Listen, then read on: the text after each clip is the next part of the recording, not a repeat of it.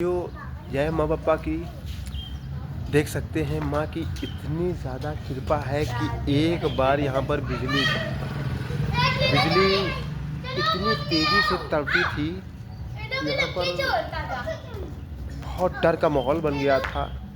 सभी भक्त, यहाँ गांव के सदस्य लोग, सभी बुजुर्ग जो थे तो बहुत डर था क्योंकि इतनी ज़्यादा गड़गड़ाहट थी। वो देख सकते हैं जो मुकुट है माँ का, ये जो ध्वज लहरा रहा है, इसके ऊपर एक त्रिशूल लगा हुआ है। जब बिजली आई थी, मैं आपको सच बता रहा हूँ, जो लिखी है क्योंकि माँ के दरबार में किसी भी इंसान को जब झूठ बोलता है ना तो वो 100 बार कांपता है। तो यहाँ पर जो त्रिशूल के ऊपर जब बिजली गिरी थी, त्रिशूल पता नहीं कितनी दूर गिरा था। और माँ के दरबार में ना भक्तों पर कोई भी कठिनाई आई, ना माँ के मंदिर पर कोई कठिनाई आई। सिर्फ आई तो जो माँ का जो ध्वज था, जो पहचाना जाता है, उसी पर माँ ने पूरा वार ध्वज पे ले लिया और अपने किसी भी भक्त को और किसी भी गांव के प्राणी को कोई भी कष्ट नहीं होने दिया। इसीलिए वो कहते हैं कि माँ ममता की माई है और सदा कल्याणकारी है। ये कोई छोटे हकीकत नहीं है, ये जीता जागता सबूत है, ये विश्वास है जो हम लोग को इस लायक बना दिया है ताकि हम लोग अपनी आस्था पे लगे रहें। ये हमारे गांव समाज के सभी लोगों को ध्यान देना चाहिए कि कभी भी कोई काम हो तो आप आस्था रखेंगे तभी आपको रास्ता मिलेगी। बिना आस्था से आप कहाँ रास्ता पाएंगे, आप ही बताइए।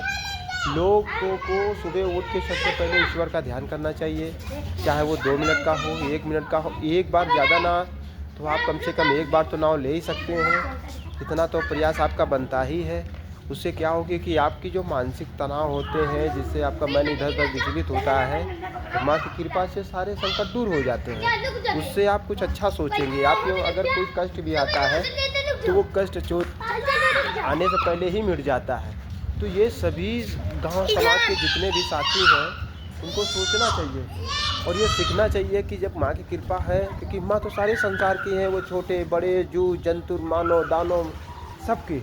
और माँ ने देखिए सबको जो है कृपा के पात्र बना दिया है। जब महिषासुर का जो कि देखिए वध किया था, उनको भी अपने साथ पूजनीय बना दिया, क्योंकि आधा ईश्वर उसका भैंसे का था, आधा इंसान का था। तो इस वजह से उसका भैंसे का और मनुष्य का, तो इस वजह से महिषासुर यानी मानव और भैंसे में, तो इसीलिए उसका नाम पड़ा था महिषासुर। देखिए माँ ने उसको भी पूजनीय बना दिया। आज वो देखिए दानव होकर भी वो कृपा के पात्र हो गया और सदा माँ के चरणों में नीचे यही अफसोस करता है कि हे माँ, मैं जिस तुच्छ था, मुझसे कोई नहीं पूछता था, लेकिन आप कृपा से आज हमको इसका फल भी मिलता है।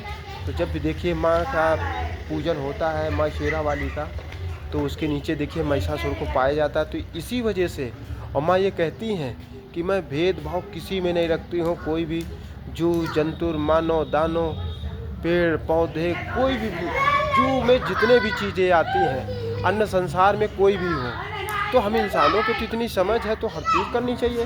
और ये सोचना चाहिए ना कि हम अपने माँ के लिए कितनी पीड़ा उठाते हैं। आप शराबों में पौवा झौवा बन जाते हैं, लेकिन आप कम से कम कृपा करें कुछ माँ के लिए कि जरा से भी समय निकालें और माँ के दर्शन करें।